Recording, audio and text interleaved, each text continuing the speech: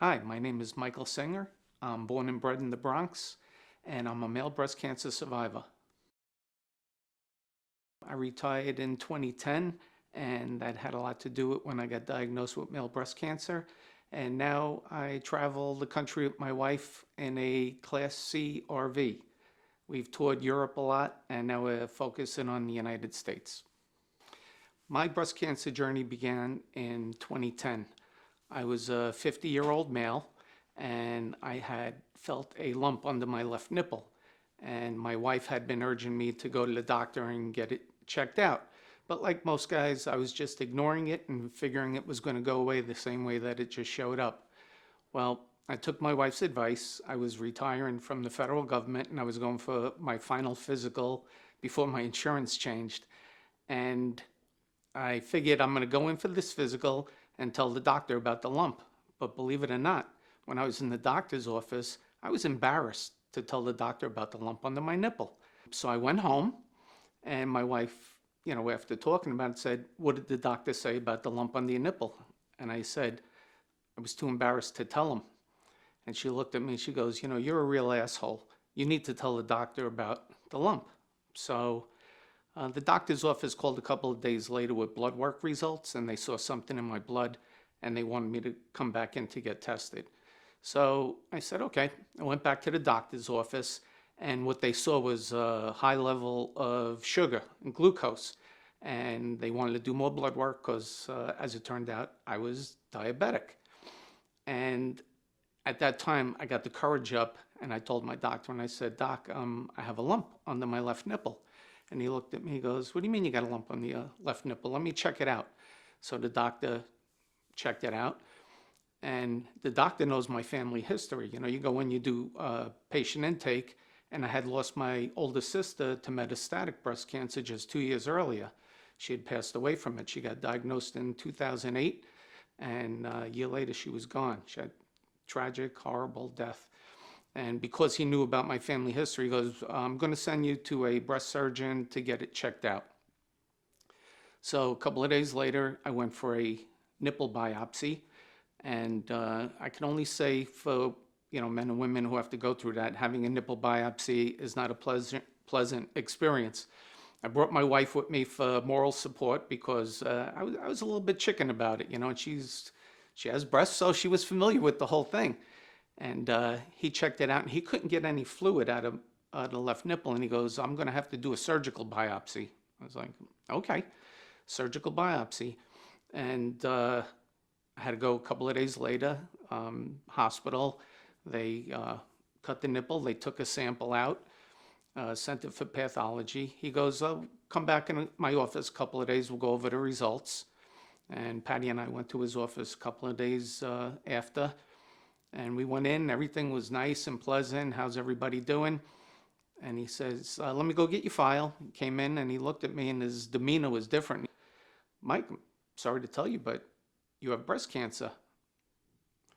And my first thing was I looked at my wife and I said, "How could I have breast cancer? I'm a guy." I said, "He must have my sister's file somehow." And he goes, "No, Mike, men get breast cancer too. This is your file." And at that point, I think I was in a kind of a state of shock. And Patty was listening to everything the doctor said. And I recommend if you ever go to doctor's appointments, bring somebody with you because sometimes you'll hear something and your mind will just go off in another direction and you won't focus on what they're saying. And I was kind of seeing my life flash before my eyes because my only experience was my sister. And my sister died within a year. And I thought at that point, I'm going to die. And I'm going to leave Patty a widow.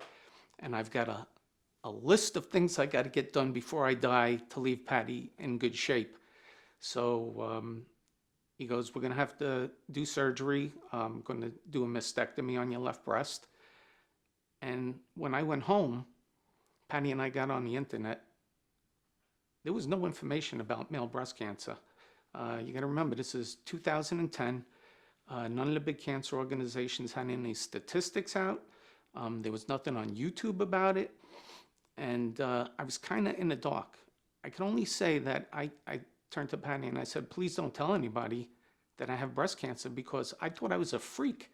You don't hear about men with breast cancer. There was nobody to compare to. So I asked her not to say anything. And, there's a feeling of embarrassment. How do I have a woman's disease?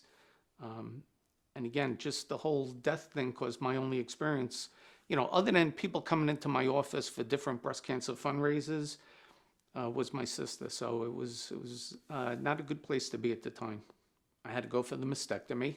And again, we couldn't find anything. We only told immediate family members, my brother, because he's a male, my other brother, and my wife's mother who lived with us at the time.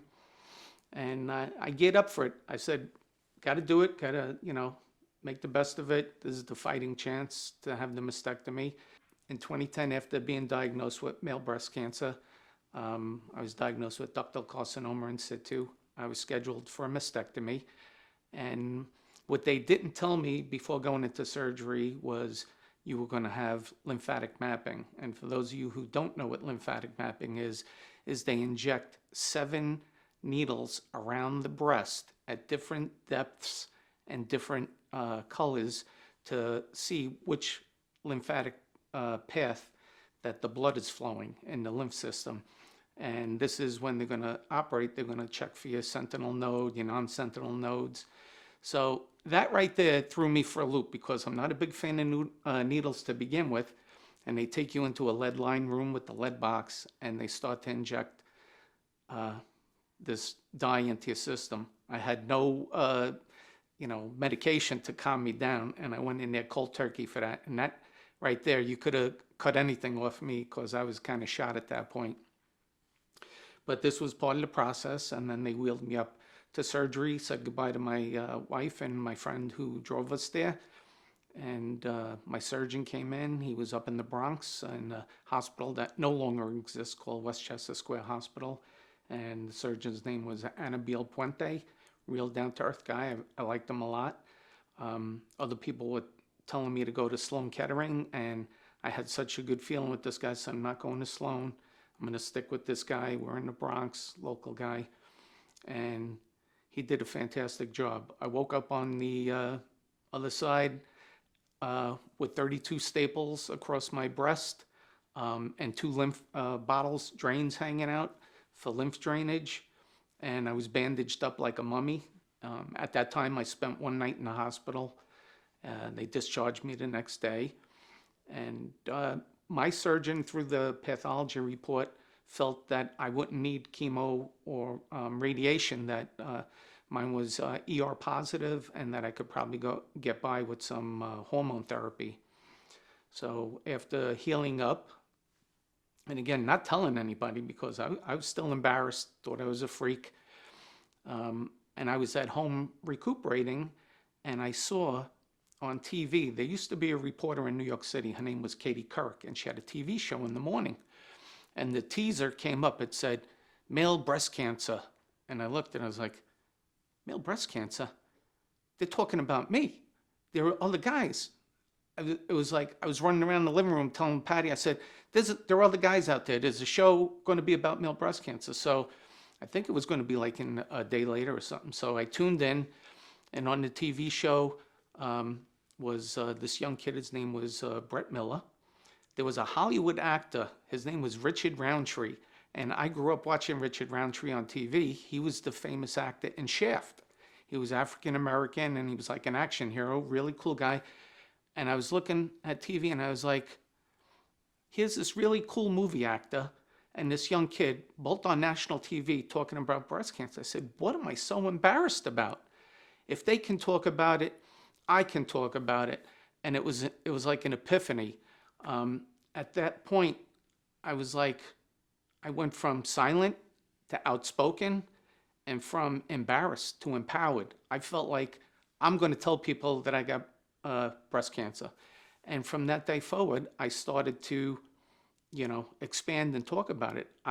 After the show ended, they ran the credits, and it talked about, male breast cancer and the organization. I called right away, and I, got information, got involved. They were doing a photo shoot in New York City like a month later. My wife and I went down to it, and that was the first time since I got my diagnosis that I had ever met another man with breast cancer. And on that day, I met 10 men with breast cancer from every walk of life, young kids, older kids, African American.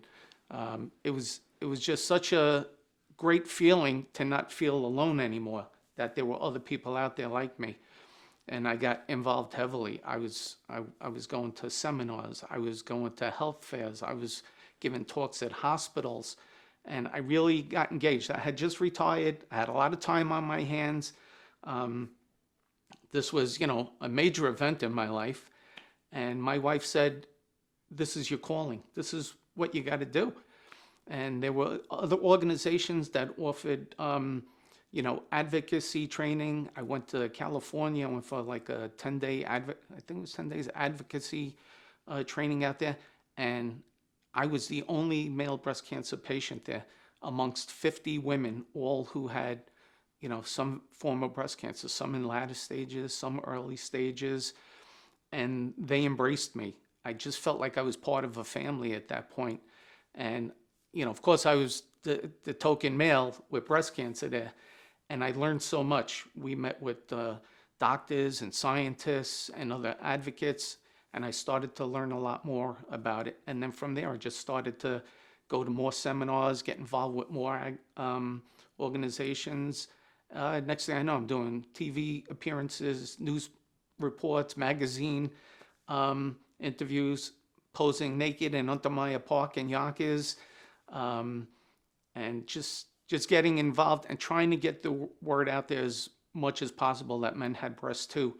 And that, although we're the 1% of breast cancer population, every year the American Cancer Society puts out statistics. So for 2025, it's 2,800 men will be diagnosed with some form of breast cancer. But unfortunately, 530 of those men are going to die from the latter stages of their disease. Lots of them because they never heard about male breast cancer. They didn't know about the early warning signs, what to look for. Just sheer embarrassment of talking about their breasts to doctors or their wives or just loved ones, or just not knowing what's going on with their body.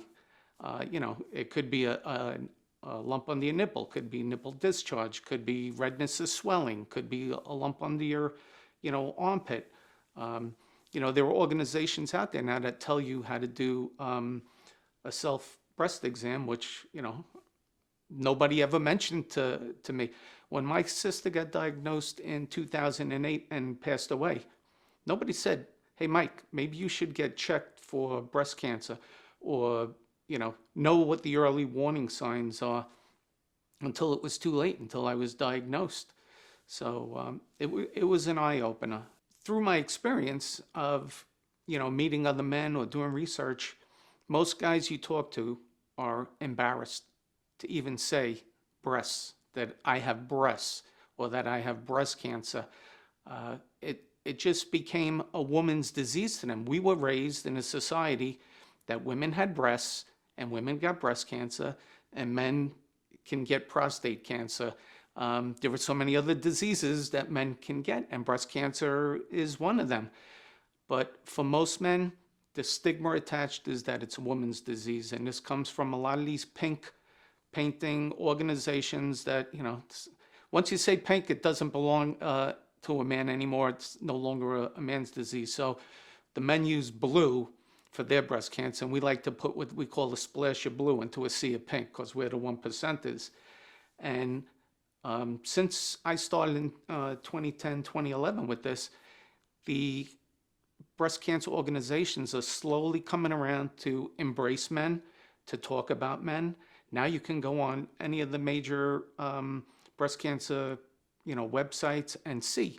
They'll talk about men, about, statistics, about the early warning signs, about treatment for men. Because for the most part, we're treated the same as a woman. Again, being a woman's disease, starting off with, you're going to go for a mammogram.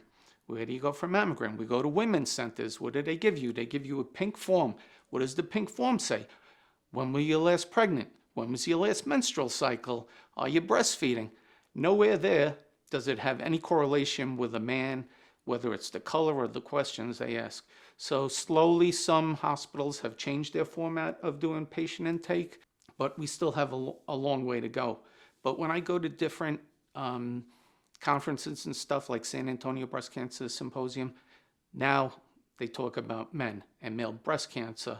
The Food and Drug Administration with drugs now talks about men and breast cancer. And when they're doing, um, different medications, they want you to include men for breast cancer. And if you can include a man, give a good reason why you can't do it. I can remember sitting home with Patty one day, my wife, and there was an advertisement for a pharmaceutical company that was for metastatic breast cancer. And the teaser said, for the treatment of breast cancer in men and women. And I looked at my wife and I was like, did I just hear that? Did they just mention men in the same sentence with women for treatment?